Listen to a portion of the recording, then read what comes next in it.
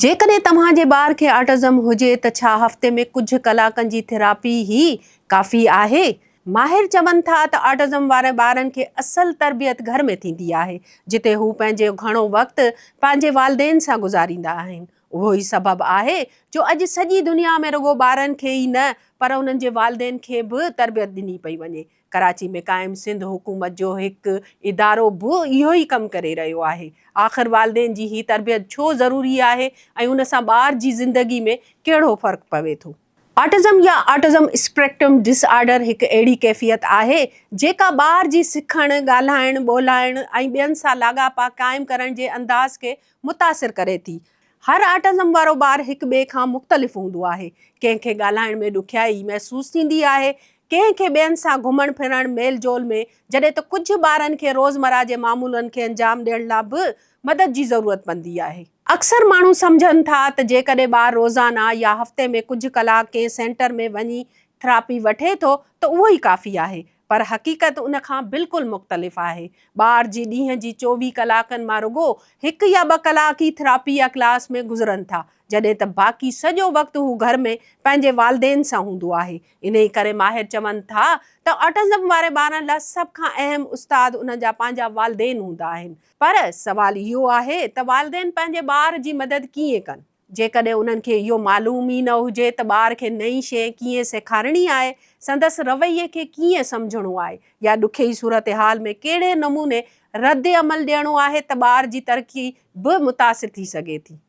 इन ई ज़रूरत खे नज़र में रखंदे सिंध हुकूमत 2018 में गुलिस्तान जौहर में centre for autism rehabilitation and training Sindh यानी CART क़ाइमु कयो। ही इदारो ऑटिज़म वारनि ॿारनि खे मुफ़्त तालीमी ऐं बहाली जूं सहूलियतूं फ़राहम करे थो, पर उन जे हिकु अहम ज़िम्मेवारी वालिदेन जी तरबियत पिणु आहे। हिन तरबियती प्रोग्राम में वालिदेन खे उहे ई तरीक़ा सेखारिया वञनि था जेकी ॿारनि खे क्लासरूम या थेरापी सेशन दौरान सेखारिया पिया वञनि।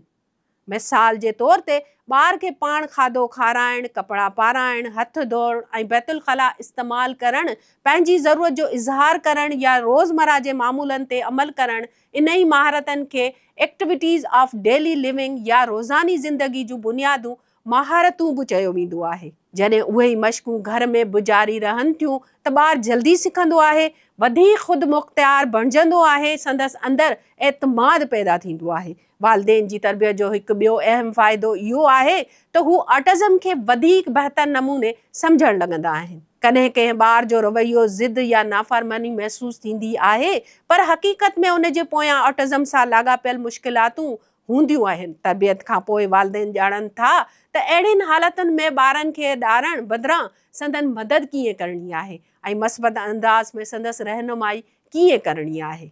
इन सां गॾु न रुॻो ॿार जे सिखण जी रफ़्तार बहितर थींदी आहे, पर घर जो माहौल बि वधीक पुरसुकून थी वेंदो आहे। CART जो मक़सदु रुॻो कराची में ॿारनि जो इलाज या तरबियत करणु न, पर अहिड़ा माहिर तयारु करणु, वालिदेन खे बाइख्तियार बणाइणु ऐं समाज में ऑटिज़म बाबति आगाही पैदा करणु पिणु आहे, जीअं ऑटिज़म वारनि ॿारनि खे समाज जो बराबरि जो हिसो सम्झो वञे। असल ॻाल्हि इहा आहे त ऑटिज़म वारे ॿार जी कामयाबी रुॻो कंहिं मॉलेज, उस्ताद या सेंटर जी ज़िम्मेवारी न आहे। ही हिकु गॾियल सफ़र आहे जंहिंमें वालिदेन जो किरदारु सभ खां वधीक अहम हूंदो आहे।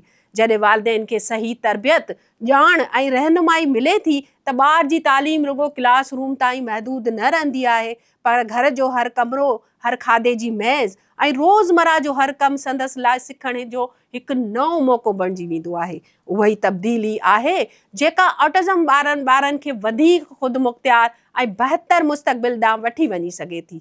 बैनुल अक़वामी इदारनि मूजिबि सॼी दुनिया में लॻभॻि हर 100 ॿारनि मां हिकु ॿारु ऑटिज़म खां मुतासिर हूंदो आहे।